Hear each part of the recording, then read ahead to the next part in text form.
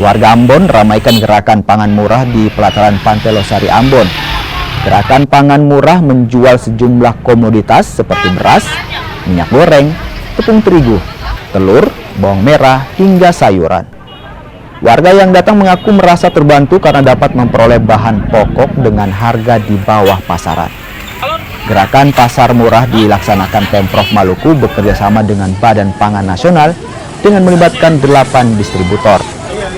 Kegiatan ini digelar untuk stabilisasi harga dan pasokan. Kegiatan ini juga diharapkan mengurangi beban ekonomi masyarakat kurang mampu. Sangat mendukung ekonomi juga untuk bisa dapat beli yang murah di sini. Semoga kegiatan ini ke depannya bisa terus berlangsung terus.